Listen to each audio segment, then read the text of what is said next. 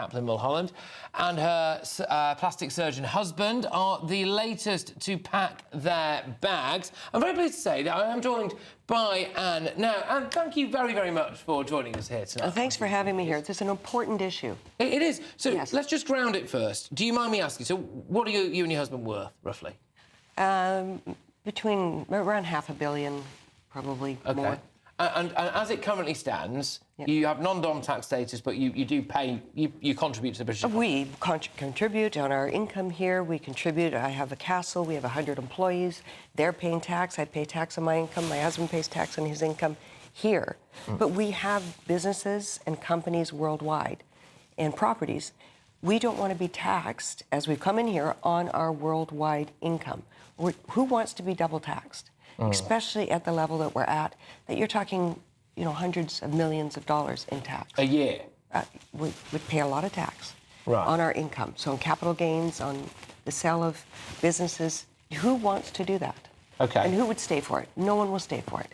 What Rachel Reeves has done, or I should call her Reckless Reeves, has done is she's just, the third runway she's putting down at Heathrow, all the billionaires can just get on their planes and take off from that runway. It's a good thing she's talking about that runway because they're all leaving. Because obviously her response to that, I imagine, and lots of people within the Labour Party's response, and maybe even some people watching this now, would say, well, yeah, if you are worth a huge amount of money, then maybe you could afford to pay a bit more tax.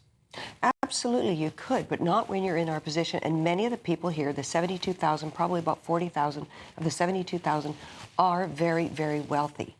And Rachel has options. She can do what we're doing. We're heading off to Italy. Now, all of these... You're just leaving, you're off. We're just leaving. Right. We don't want to leave. I have to put that... We don't want to leave. My mother's English. I went to university here, did my doctorate here. I want to stay here. This is where I consider home. I'm half English. I don't look half English, but I'm half English. This is our home. My husband is Irish.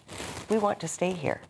But we have to leave because we came here under the premise that this was a non-domicile tax, you know, a really advantaged place for people that want to invest in the country. So, I mean, instead of basically the taxpayer and the government getting something from you, I imagine still a large sum, given the amount of figures and the wealth that you're talking about now, you're going to be leaving, which means that you probably won't really be paying any tax here going forward. You also seem relatively confident, I think, that most people in your position are going to be leaving as well, which actually, when you add all of that up, will cost the taxpayer quite a lot of money, you think?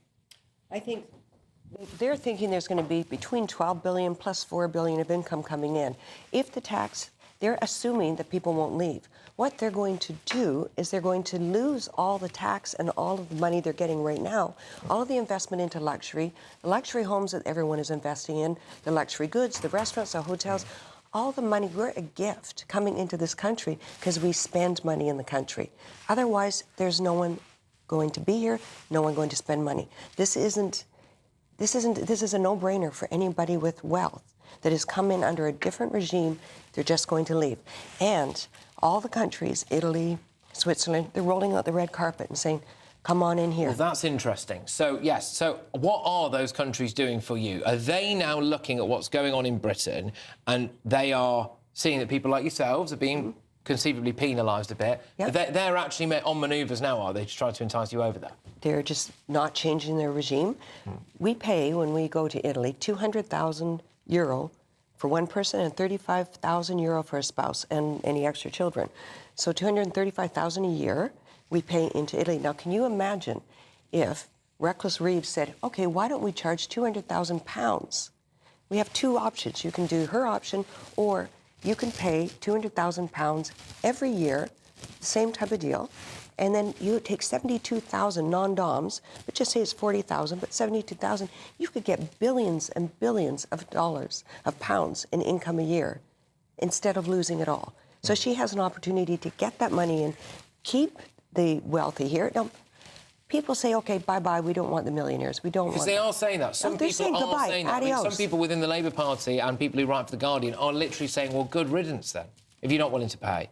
Yeah, wanting to pay on worldwide assets, worldwide income. This isn't why we came here. So when you're in our position, you look at all of the... And there's many around the world where you can live in preferable tax jurisdictions.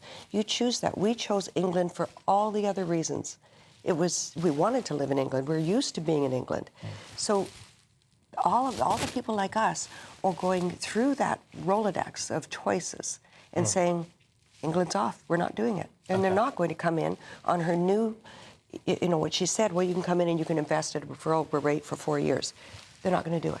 No. OK, well, can I just say a massive thank you to you for coming on and for talking about it all, and I think at least for trying to come up with a couple of solutions for it as well. You know, I think it is a fascinating topic. I am under absolutely no illusions that myself, and like 99.9% of people who are watching this show, listening to this show, will never know anything like your kind of wealth.